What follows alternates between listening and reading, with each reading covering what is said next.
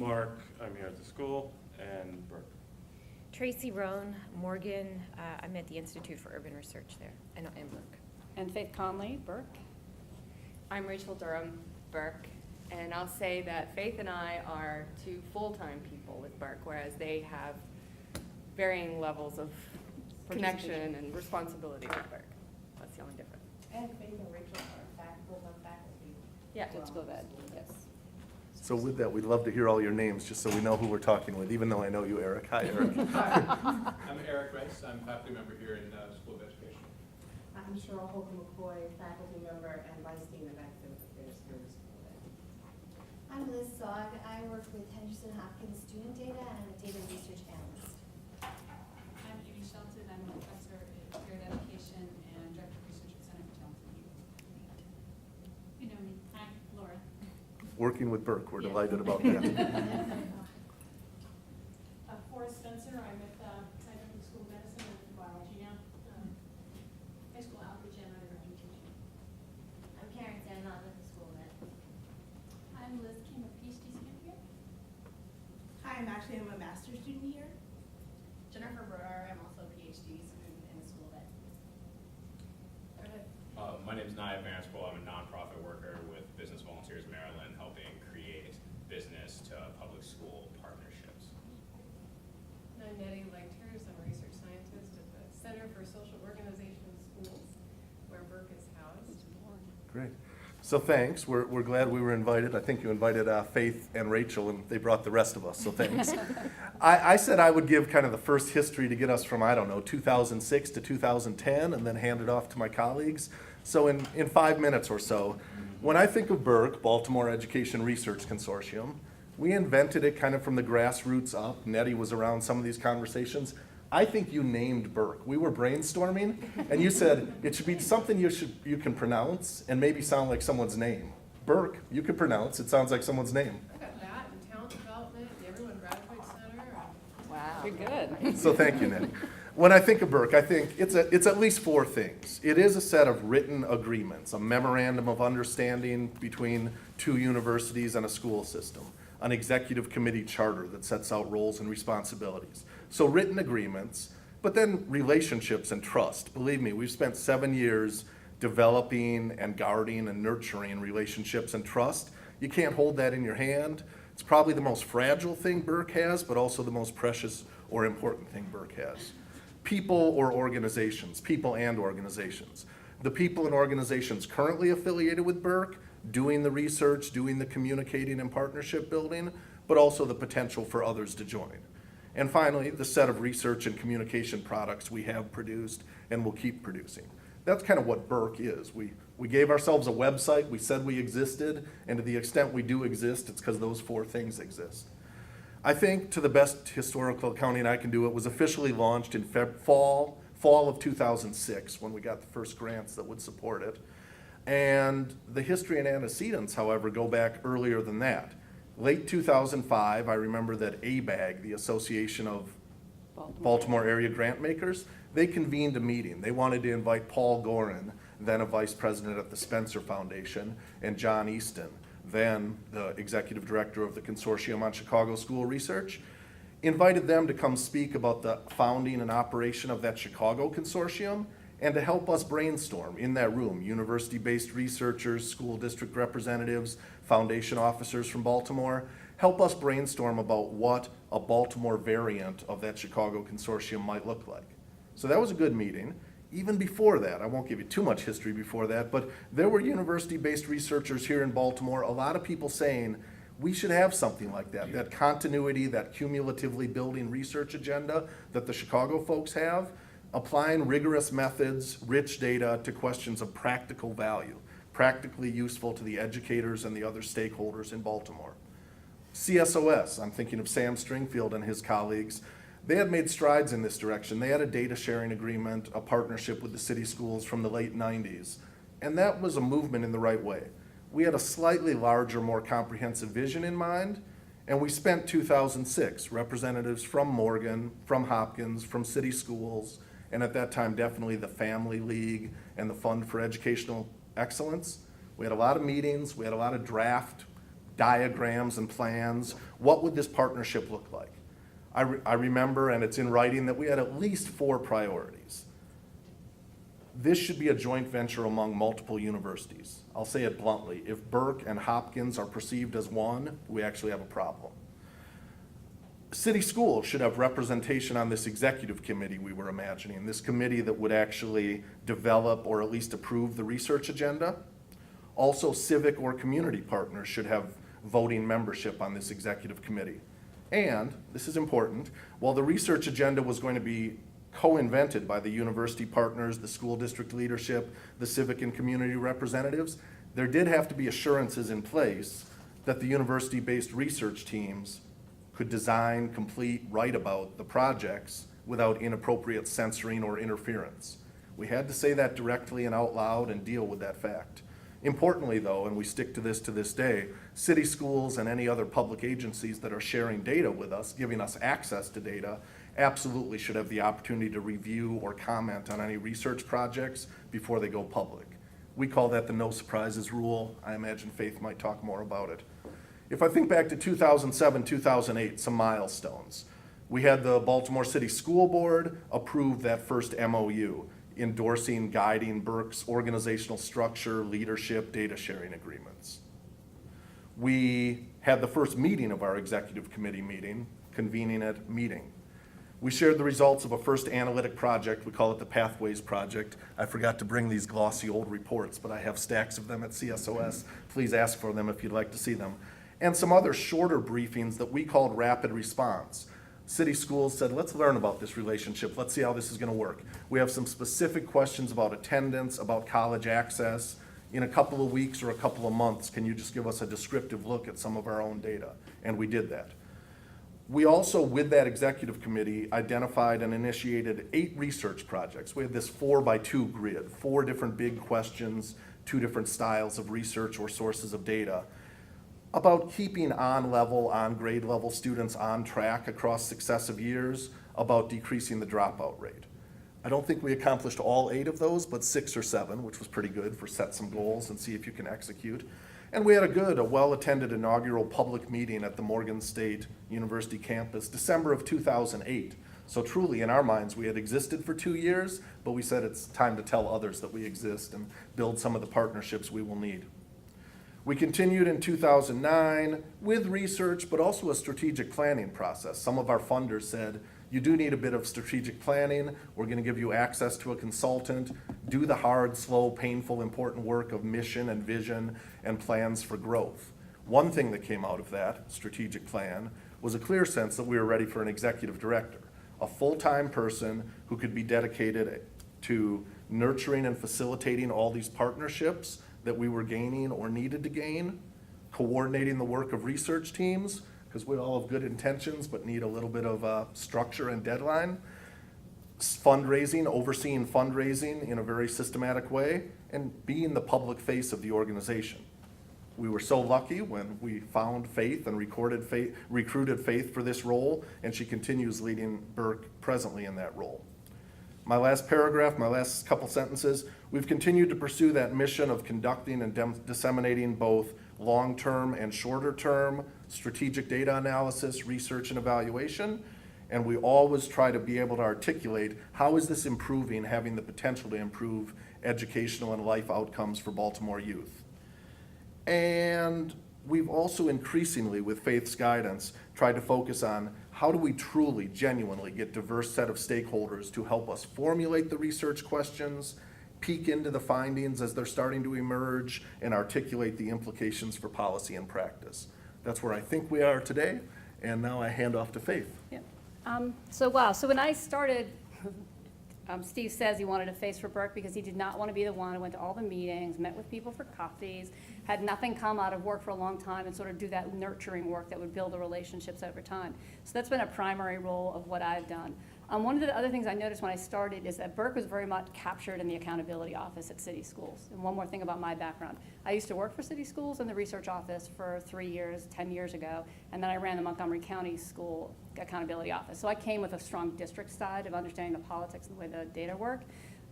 So in creating those relationships, I realized we have to get out of the accountability office. So part of the job I did was make more friends, get to know more people, find out what were the research questions that they had, and sort of expand our view of what the district part was. The other piece I focused on a lot was getting more partners and friends across the city. If I was totally trapped in the district, if the district wanted to shut the door on me, I was stuck. But if I have a lot of friends out in the public who know what we're doing and can help us, it will just help me do my work and raise funds at the same time. So to do that, we created what I've used in other jobs called the participatory model. So whenever we have projects, the first one we used it for was a pre-K case study. We invited city schools, all the potential funders, advocacy groups to sit around a table with us with our scope of research questions and just walk through them one at a time. And the big questions we were asking them is, are these the right questions? Do you care about the answers to these? Will they help you do your work? And two, has someone already answered these? If someone has, there's no reason for us to do it. So that gave us transparency in the work that we were doing. And two, it got us buy-in for the report. So when this report came out, I knew it was going to be focused on the issues and the things that they cared the most about.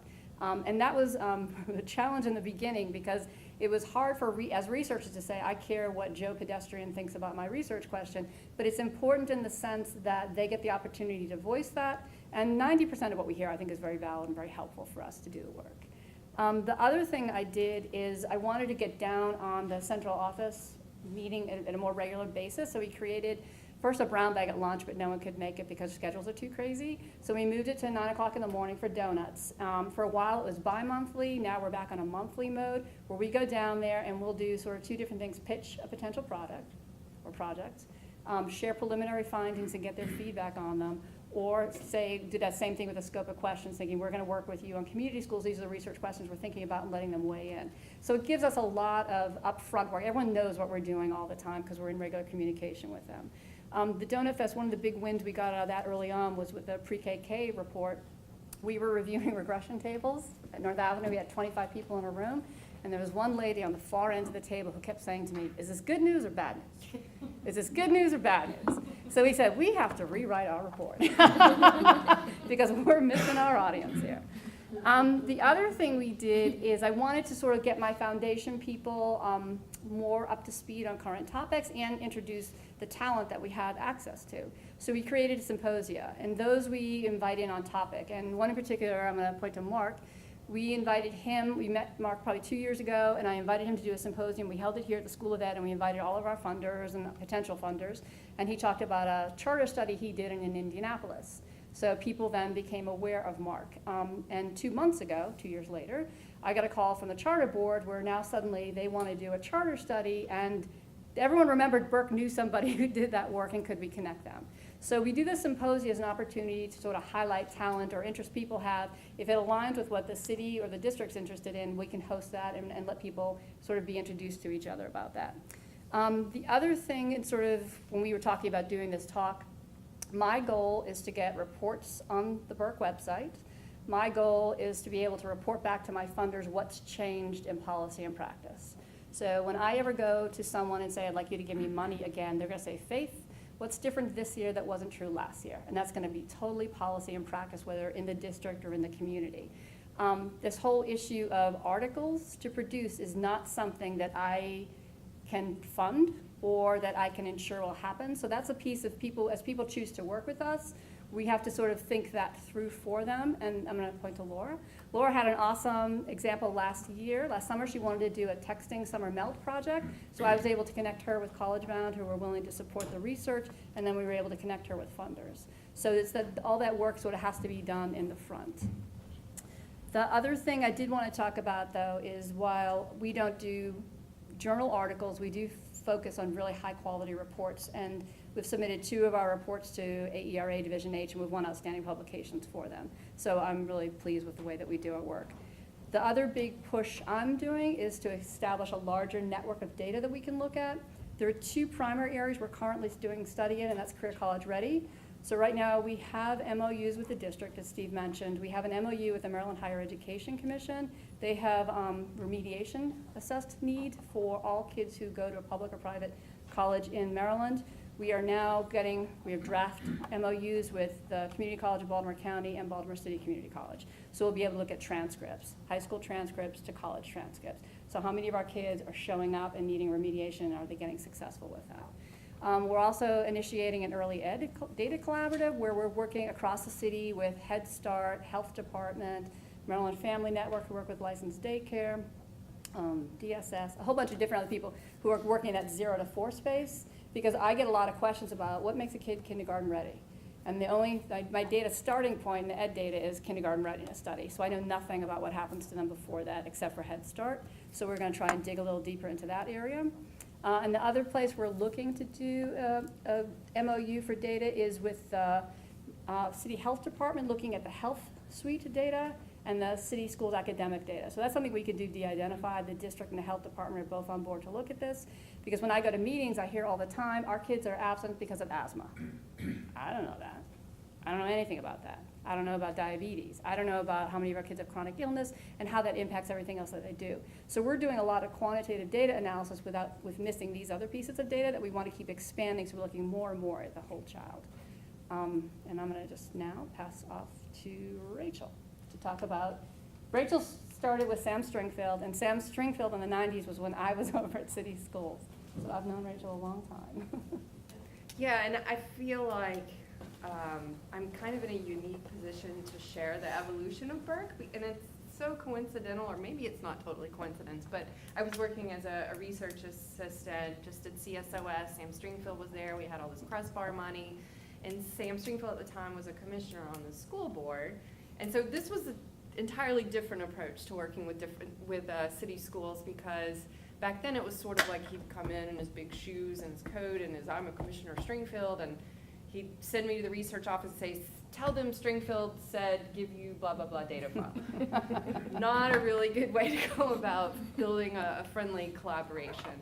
But, you know, we got work done anyway at the time. And then I decided to go to school and finish my terminal degree. And very coincidentally, my advisor from Penn State at the time ran into Steve at a conference. And Steve said, oh, you know, we're studying this BERC thing. And what's Rachel Durham doing? No, we never forgot about you. We were targeting you for about 2 years. Oh, I thought seeing George had jogged your memory or something. But George said, actually, she's going on the job market, you know, this spring. So, and she's pretty close to being finished, so give it a shot.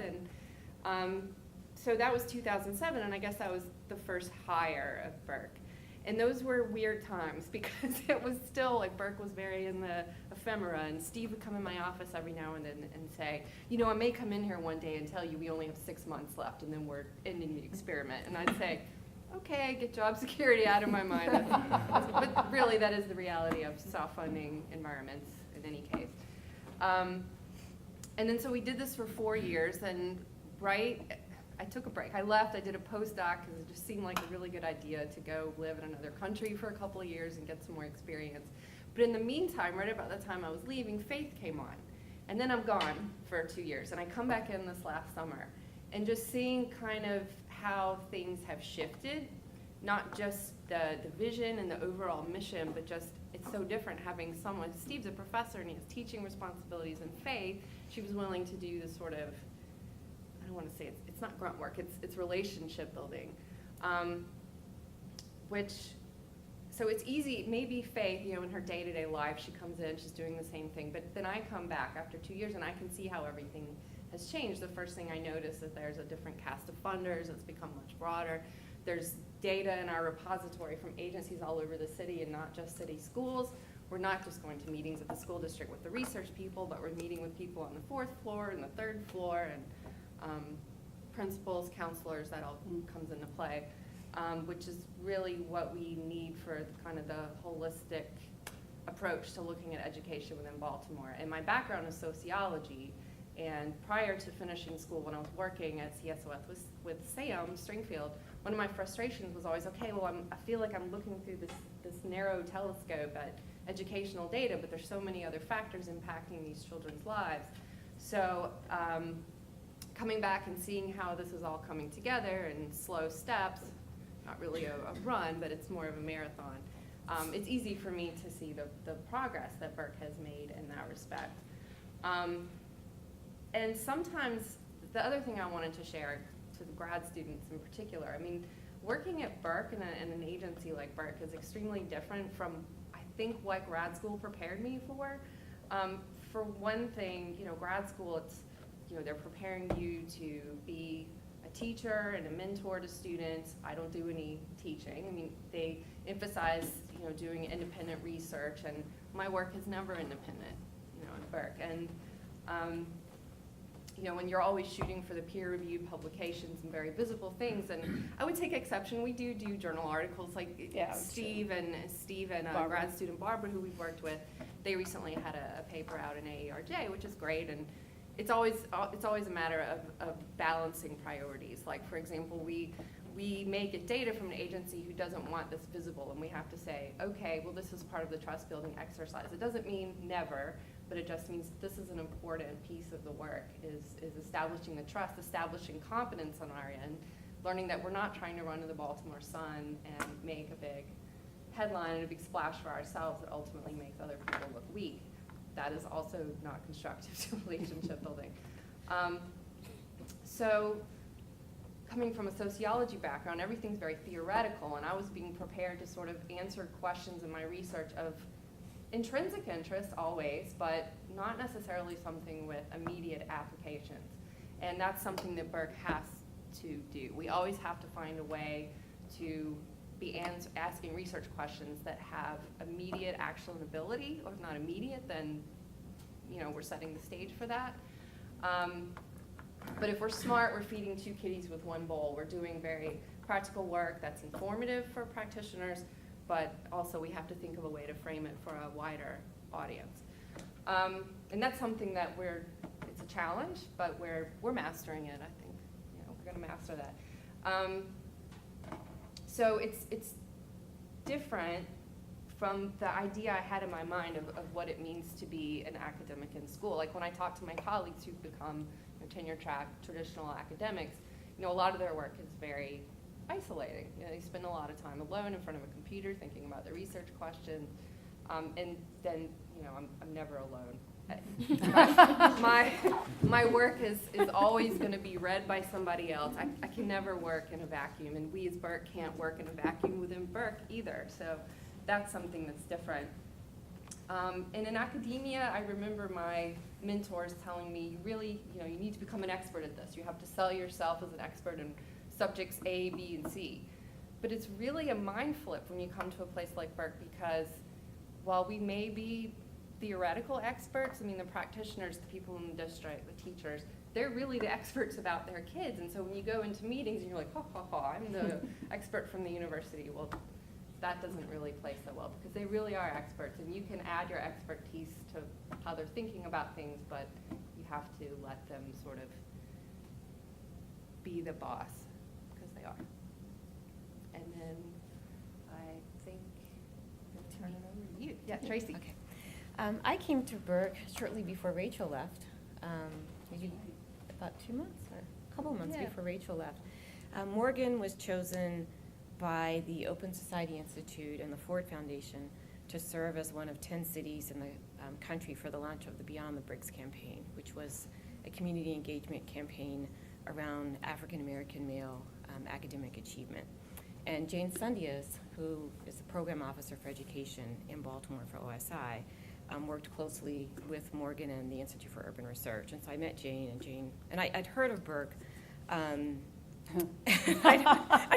I'd heard of BERC, and there were I remember when the launch was held at Morgan, and because of the perception of the particular relationship between Hopkins and Howard with Crespar, people at Morgan were cautious, and even just the relationship of Hopkins in Baltimore to other institutions. But Jane had been great during the Beyond the Bricks campaign, and so she invited me and Ray Winbush, actually he's director of the IUR, and Obed Norman to lunch with Faith, and Faith was like, well, why don't you come to the meetings? So I started coming. I'm trained as a linguistic and a cultural anthropologist, and most of my work prior to coming to BERC was either focused on middle or high school students, college students, looking at issues of racial socialization, language socialization, academic achievement, narrative, looking at how people kind of construct realities of identity and stories of success. So very different from the more quantitative focus of BERC. And then the pre-KK study came online, and we were looking for a qualitative researcher. And so I began to work more closely with BERC on that project. And so it was focus groups, photo voice, with parents of children in pre-K and K in Baltimore City, and trying to really understand the issues of chronic absenteeism for this particular population, which in Baltimore's rate of chronic absenteeism is 1 in 3 for kids in pre-K and K, and nationally it's 1 in 10. So clearly there's some really complex things going on that we need to understand. So I've continued to do that work, and I was about to say, I wanted to follow up on something that well, actually both of them said. So we did the participatory group, the first one with the pre-K, and it was hard as a researcher to sit in a room and have people tell you, because I kept thinking, in order to understand pre-K, we need to know, because I'm an anthropologist, so kids aren't born knowing when to show up at pre-K. And so we were getting this, we just need to know why they're not showing up. We would just want them there every day. How do we get them there every day? If we bought them alarm clocks, problem would be solved. Yeah. But it's not that simple. And so I kept saying, well, we need to know where they were the day before. And I had these 5 kind of overarching questions for the focus group. But the deep attendance question wasn't until the end.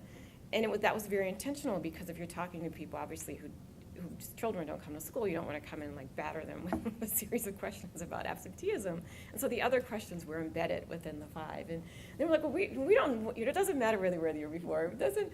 So it was really hard to kind of sit there and go, okay, let's take these notes.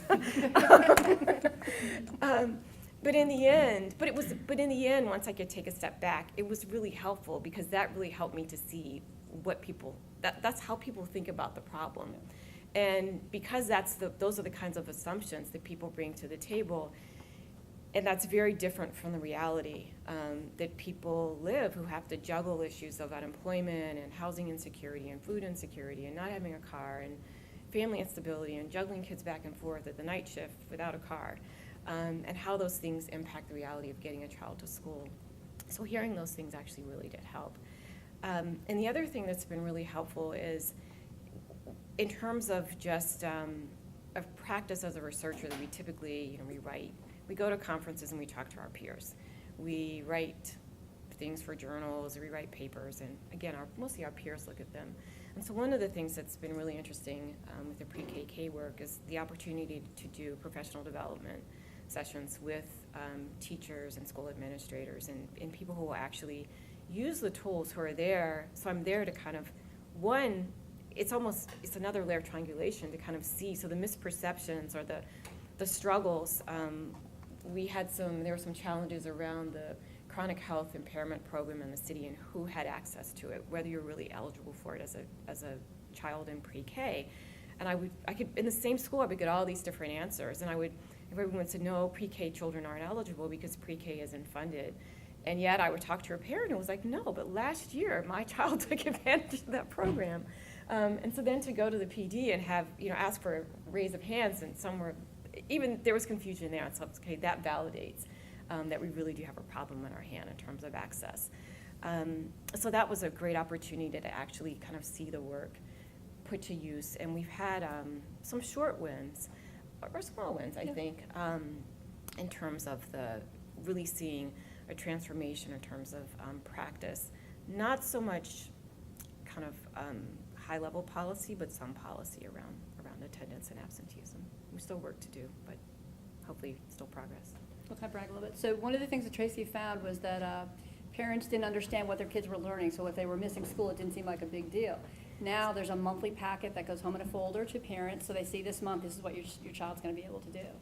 Tracy's work also led to, the city schools has now adopted a training, that first PD that BERC was part of, about informing kindergarten teachers about how to set up an orientation for your parents.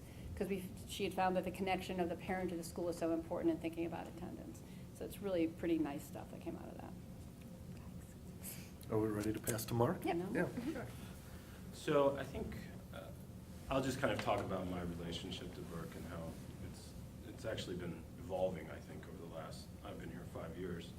A little about me, most of my work is around school choice and how parents navigate those systems and think about schools and what they're looking for.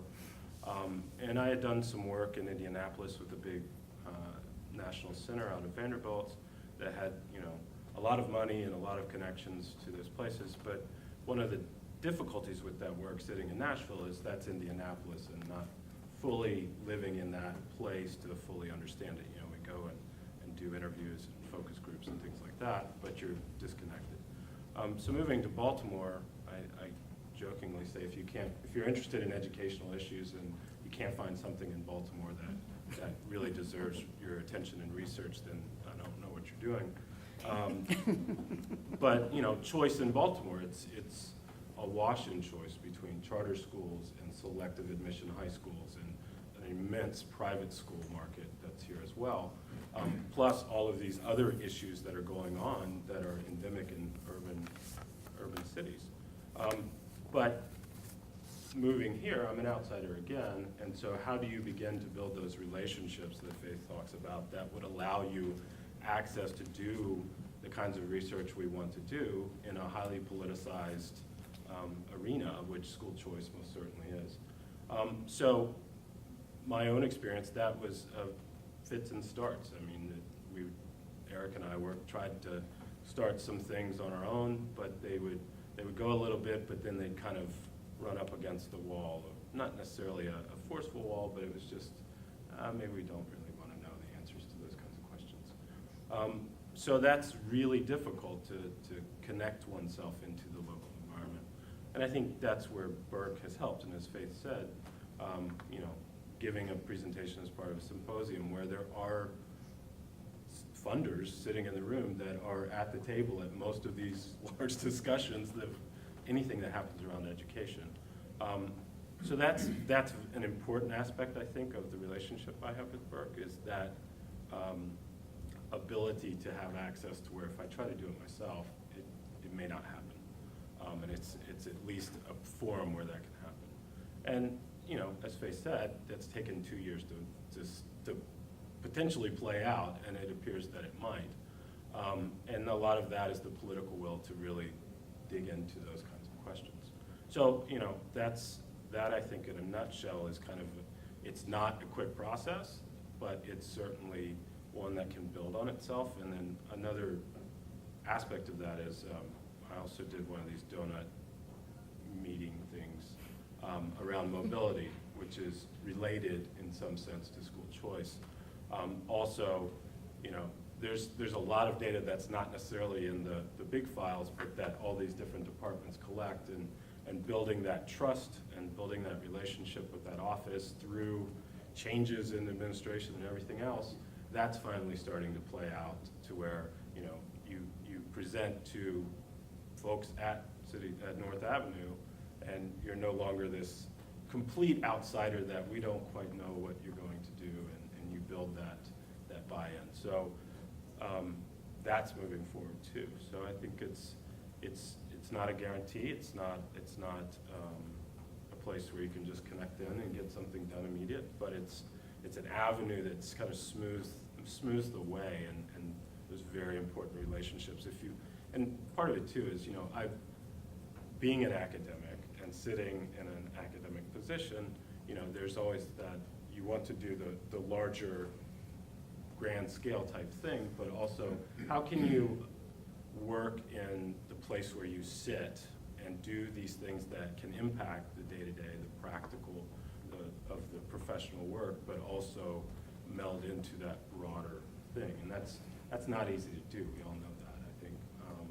And this is one place where that can happen. So that's So with that, that's our 7-year story. We welcome all your questions or comments. Eric? Yeah, I'm really interested in this notion of kind of, I think many of us have probably had that kind of experience of sitting down with, stakeholders, whether it's the school system or a particular school or whomever, and getting that kind of response like, why are you asking all this stuff? That seems irrelevant. I hear you saying some things about how you maybe had to convince the folks on the practice side of why some of these might be relevant, or how you consider that. I'm curious what lessons you learned for the academic side. in terms of making our research more relevant for stakeholders? Is there anything that you could generalize, or is it really about building those partnerships and those relationships? And I mean, for those of us who are located here at this university or other universities, what kind of lessons have you found for making, if you're not directly involved in a partnership and building the research around the stakeholder questions, what do you do to make the research more relevant for policy, more relevant for practitioners? Do you want to take it first? I can. I'm still thinking of my response, though. You go ahead, Okay. and then. So for me, because I came from district, it's very different, so I know what they're worried about. So that was like a little bit easier for me. The other thing I would say is I don't ever go in a meeting, Steve and I have talked about this, and try and control the conversation. I try to facilitate. I try to say as little as possible. And I go, that's interesting. What else? And then I prod them with questions. Because usually if there's a direction I want to go in, I hope it usually makes sense for them. So if you prod and lead them that way, that can happen. But let them get there. Don't try and tell them to go there. Would be what I would say. And Faith is a whiz at that. We'll go into a meeting with one idea, and there'll be this hour-long conversation, and they'll say the thing that we were hoping they would say, and I think it takes a lot of, I don't know, did you major in organizational psychology or communications or something? 'Cause- No, but I'm finding patience as I get older is helpful. Yeah. Yeah. Tracy, did you want to I speak? think it is. I think it's about listening, but I think it's also about explaining things to people in ways that are relevant to them, but also that sometimes that move the issue away to make it about something else. So when we did the professional development, it got me in a little bit of trouble, but when we did the professional development session, it was the end of the summer, it was after the Olympics. And so part of the issue is that the district doesn't have an attendance policy, and what was happening is that there's some information in the official handbook, there's some information on school websites. Teachers have handouts that they send home every week.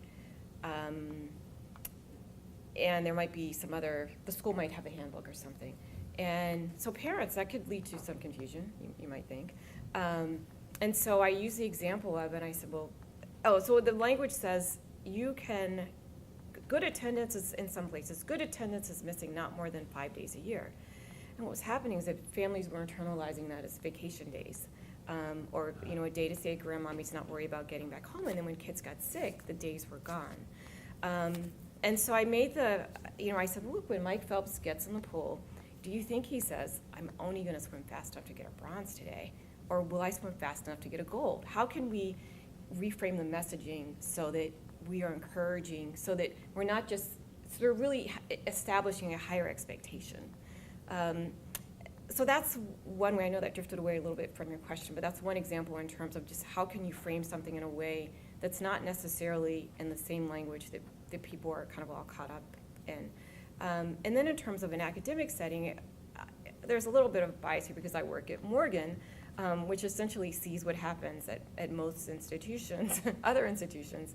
And in some ways, just the nature of public education in this country is very oppressive and hurtful to African American kids. So more than likely, whatever I'm doing in schools or in educational contexts is more highly valued in the context that I'm working in, because people see it as work that's really needed. So. Can I say two quick things about that? So trying to move from the academic world to the policy and practice world, what do academics do? They try to build theory or test theory. They try to have clean research designs. That's all good, but you don't lead with that. I'm thinking of our many conversations with Dr. Andres Alonso, who he tolerated BERC. He saw value in us, but he wasn't our biggest champion. It was always a difficult ballet. Well, anyway, we never had the luxury of sounding like our goal was to build theory or build grand theory, but a narrative, kind of an arc of a narrative, something we borrowed from Mario Small or Tony Breik. Theory is useful there to kind of have an account of what you think is happening, and now let's test that. But then you always had to sincerely follow up with, and we want to know this because it has practical implications. Also, maybe not at the principal or teacher level, but if you're talking about a chief academic officer or CEO, they're out there at conferences talking to their peers. If you can say, boy, there are concerns about how high-stakes testing is affecting the day-to-day quality of instruction. If they think they're learning something in their local laboratory that they can share with colleagues, that's useful to them. So you can win friends that way. I was gonna say one more thing about how to translate to the policy and practice world, but let me go the other way. I don't think we've broken through yet, but here's some potential. You read all the dry, dusty journal articles, there are always missing variables, and it's usually about local context, local ecology, or all the other omitted variables like health considerations, residential mobility considerations. We are slowly but surely gonna say, you wanna understand pre-K attendance, you wanna understand reading growth by 3rd grade. We have access to the partners and the data that tell that more holistic story. So eventually we're gonna do that. And the cross-comparative thing of saying, San Diego, Baltimore, San Francisco, they're all trying to tackle the same problem, but slightly different ways, slightly different state and local contexts. Let us collect some analogous parallel measures, analyze the data in parallel, but take into account the differing state and local contexts. That's gonna make a big splash in the academic policy world, if I could say it that way. We're not there yet, but that's where we're trying to get.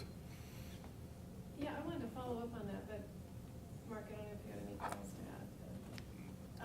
Because one of the things I was most intrigued about is the potential of BERC, as you all were talking about, wanting to approach these questions in a holistic way, and the potential for data sharing agreements across agencies, not just in education, but in health and housing and juvenile justice, potentially. I wonder if you could talk a little bit more about those MOUs and executing those MOUs and the scope of them. I mean, does it mean that the data is available to BERC on a standing basis over time? Is it just for a particular project in a particular period of time? Or does it vary depending on what the scope is? What's the emerging story about that? So it's interesting. When I started the MOU with city schools, it used to be 2 years. So every 2 years we had to re-go through the MOU. We've finally expanded that to 5 years because we have trust and a history record. With these newer MOUs, I do fairly a short-term one, but I'm finding the other organizations are asking me to extend it because they want to do more work with it. So I go out with how far I can push it, where everyone's comfortable. I immediately attach the research questions we're talking about for that one so that everyone at the table knows from the beginning, this is the scope of what this data use is. But once we get it up and running, and I think once people start to see the positive work that we get out of it, it will be much, much easier to expand. So I'm taking a small bite in the beginning with the hope that we can grow it over time. I just love that work because it makes it very concrete and then also builds relationships and trust, within that context. Is it accurate to say, we stopped dreaming 5 years ago. It's not even a good thing to dream about, and it's not practical. To have health and juvenile justice and housing and education data all permanently merged at the person level or the household level, that's not gonna sit on BERC's servers or anybody else's. What we have is the potential to merge them quickly without reinventing the agreements, merge them quickly for a specific project that each of the data sharing parties cares about. Is that kind of where we stand? Yeah. And who comes to the district donut hours, and has that evolved over time? I'm curious about the potential of BERC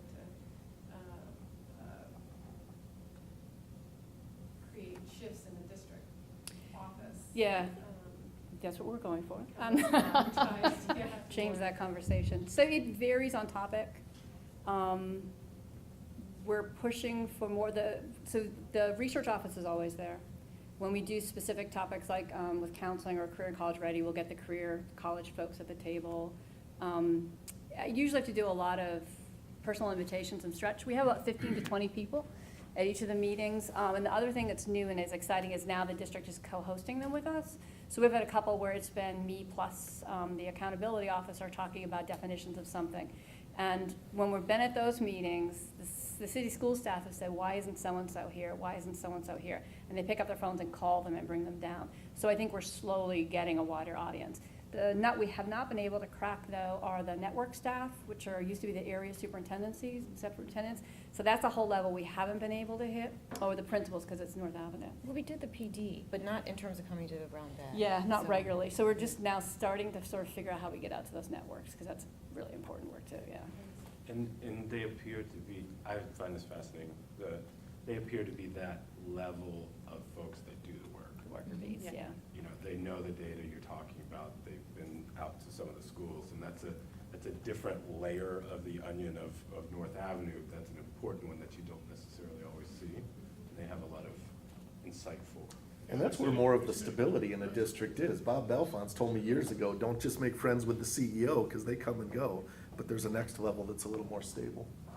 And one of the things that I found fascinating about the brown bags is that the people at that level, those folks who come, it's almost as though this is a really good opportunity for them to be heard and for them to kind of share the things that they think they're seeing, but they're not sure, and that somehow we're able to, and it's like, we will ask a lot of questions about, we were having a meeting about ninth grade, what happens in ninth grade, and just the discussion that evolved around what data sets are available and what questions are already covered, and how can we both utilize the resources that are already there and then expand those. That was an interesting conversation too, to go back with Eric's comment, is the upper management was telling us this is our interest area in ninth grade. When we got down to this level, it's like, no. They were telling us they wanted to do exactly what we wanted to do, and their interest was what we were interested in. So it was really kind of fascinating. Sort of a practical detail question. Do you ever foresee such a strong partnership that you would be able to do some of your own queries directly in Datalink, the district's data warehouse? And also, even now, do you actually have real student IDs, or are they stripped or coded or something? So we have Baltimore City's pupil ID with no name or address or information, so it's de-identified in that way. We do not directly access their system. We only use past files, things that, the other thing is, I feel like our data are better because they're cleaner. The data that we get are the data that they submit to the state, or data that they use for their own summative evaluation. And the day-to-day data, we know they're correcting, and they're back correcting enrollment and attendance and test scores and changing report card grades and stuff like that. So we don't use their live data, we use later captures. So we get report card data, but we get it after 2 weeks after grades went out. So we know all the changes and corrections have been put in, and then we get a capture of that. But that is an improvement. It used to just be end of year files, 3 months after MSD had seen it, then maybe we'll get a cut of it. But at least now we're getting something that's a little closer to real time. I don't know that we would ever have this link directly into their data system. Yeah. I don't know that we want that. Because it's live. That's the thing. It's live. It's very, very dynamic and Yeah. messy. Yeah. I do remember, this was just one isolated incident, but it would be useful to sit down and see the principal's dashboard. What's the Yeah. principal's view? And we had that relationship, to go down there, someone who had that access said, yeah, let me pretend I'm the principal of Douglas High School, here's what she would see. Now, we didn't get that password, we didn't get to do that back here at home base, but for an afternoon, we got to see that view, and it helped us shape our research questions. I'm kind of curious if you could talk a little bit more about what qualitative research you're currently working on, what's on the plate in the future. Specifically, I work with a number of different Baltimore City Public Schools, and community school model is something that's just pervasive across the board in the nation, specifically in Baltimore, and then trying to boil down to our local context all of those different factors that play into what we think will lead to academic improvements is something that's just not being evaluated, especially considering there are like 4 predominant community school models and we're not sure which ones work the best. And so if at any point there was some ability to evaluate, does more interaction hours with parents actually lead to better outcomes for students, specifically just having them in the school, in the parent resource room, does that actually make a difference? That would be really fascinating for people like myself, and I'm sure many others. Awesome question, because we partner with the Family League, who are leading a lot of the community schools work. They originally contracted with us to look at their out-of-school time, so we've done that, an evaluation sort of looking at their out-of-school time. Now they've asked us to continue to work with them, looking at community schools. So we just developed a evaluation plan, submitted it through Hopkins IRB, announced at Baltimore City Schools IRB that will do a lot of work that you're talking about, talking with staff and talking with parents, doing surveys of kids and teachers to find out what's working and what's not working. So we're working with them. We're not calling it an evaluation because we know implementation of year 1 was variable, to sort of help them think through how do they want to measure implementation, and then later on what kind of outcomes do they want to look at, but less as outcomes and more as a continuous improvement model for them to sort of how do they rethink what they're doing, and then how do they learn from each other. do you have a question? Oh, You, yes, hi.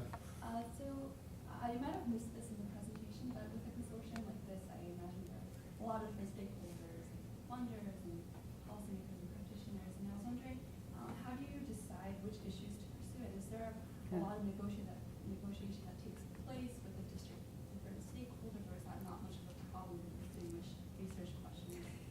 It's changed a lot over time, so I'm just going to describe where it is now. In the original MOU, that executive committee got to actually vote on specific projects and the questions that were going to be addressed with specific projects. That is no longer the case. Now what they do is they approve a research agenda, sort of an umbrella topic area. So some examples are ecologies of learning, attendance, out of school time, career and college ready. So we have a huge window underneath which to work. And anytime someone comes to us with a project, I can definitely find an umbrella for it to fit in. I'll use those donut fests. I'll use my monthly meetings with the accountability office. I will call my friends in different offices and start saying, is this of interest to you? So if I get district interest, we call this the cheerleader at North Avenue. So we need a cheerleader at North Avenue, and then we go look for funding. We've certainly been in meetings where the school district top-level leadership, they think we're too chummy and being directed by the local foundations, and the local foundations perhaps think we're too chummy and the rubber stamps of the district. The only thing we know to do is, if both sides are complaining, we're probably walking the tightrope correctly. I know that's a silly way to look at it, but that's what we do. And they're both complaining. Yeah. Are you connecting at all with any of the research alliances that are being developed through the Regional Education Lab? Yeah, we got invited by WT Grant to do a learning community of consortia, and the Northwest row is there, and the Texas, the Southwest or East, or the West row. The Carnegie Foundation, their Breaks 90-day cycle group is there. New York Alliance, Chicago Consortium, and then Vanderbilt's MIST project. Is that right? Yeah, I guess I meant within the Mid-Atlantic, are there research alliances that are formed that are not so Faith's much? on the board. Yeah, I sit on the governing board, but I don't work with them directly. Yeah. Well, but we've attempted to work, Yeah. to do some collaborative work With across others. cities, but it just hasn't happened yet for when we started. That's true, we tried with Newark. Yeah. And we made a very serious try with San Diego. They're Yeah. pretty well organized. Julian Betts is a really good methodologist with a good relationship with that district. We had a really good IES proposal, Not but done. like so many, it wasn't funded.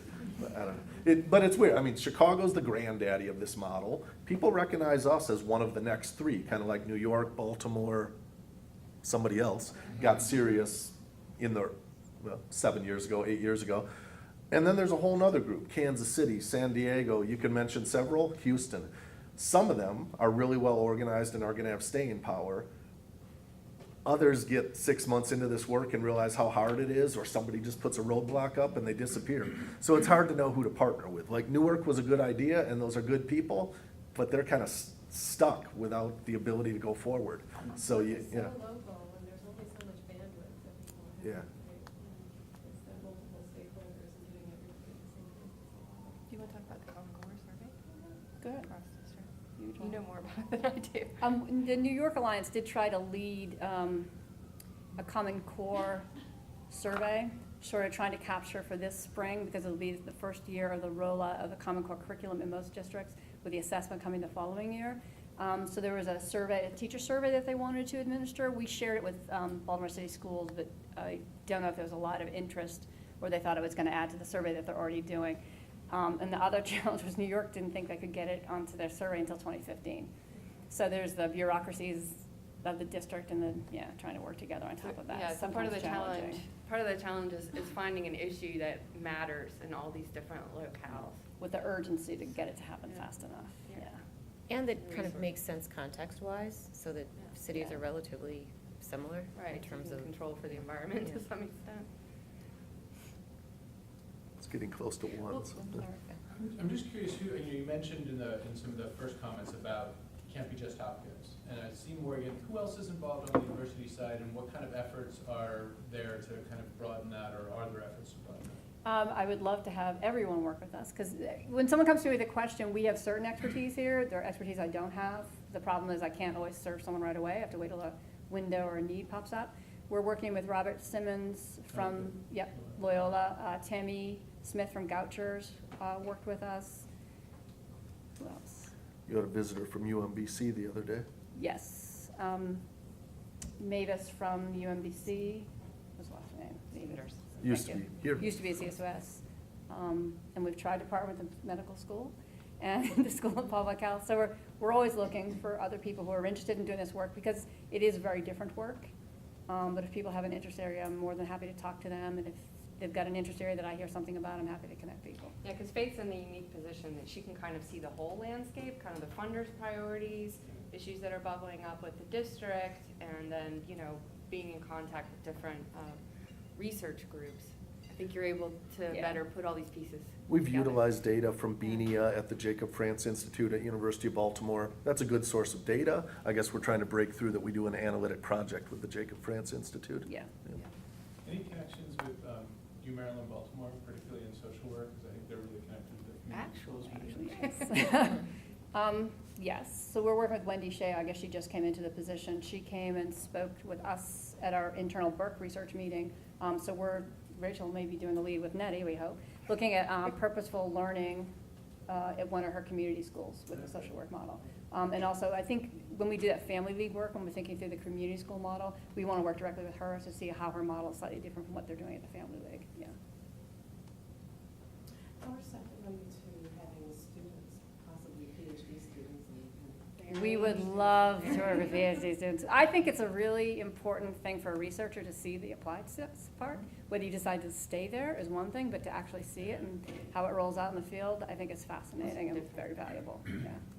Barbara Conliff is finishing a dissertation with BERC data. She agreed, I can play by those rules. I can keep the district apprised of the research questions, brief them on the findings. I can play by the rules, and it's a really fine dissertation, quantitative and qualitative. I would even go even further of Barbara's dissertation pushes into a space in summer learning that we just don't have good visibility on, and it's going to, so it's probably going to bridge, it's going to add to that higher level academic piece, but it also has very practical applications, and just from sitting in the meeting where she was talking about it and subsequent meetings, it struck a chord with a lot of It'll people. represent the best answer to Eric's question. Yeah. Yeah. And it sounds like you could make a case that in fact, playing by the rules may have actually strengthened Oh, the absolutely. dissertation for both Absolutely. sides. Yeah, totally, and actually, the day after Barbara did her presentation, I was at the accountability office, and she's like, oh my God, that's so important. They're gonna invite Barbara to down to work, they want Barbara to help them do a fact sheet for them to help think through their work. So again, it's getting them to ask for it that I think we've found is the best way to get them. It can shift your career goals. Grad students, be warned. If you dive into this, either you're gonna get frustrated and run away, or you're gonna say, that's a little countercultural, but man, that's what I wanna do. So, be careful, it's like going to church. That was a joke. Emerging market, though, I think, for research services and data analysis, within these systems, because big data is just, there's a lot of data and too little information. Because there's a need for people who are trained in using and analyzing data to be able to serve within these organizations and as bridges across with other entities within a community. And there's a lot of talk about data-driven decision-making, but when you get to the school level, the principal's like, where do I start? Yeah, it's just, this is too much.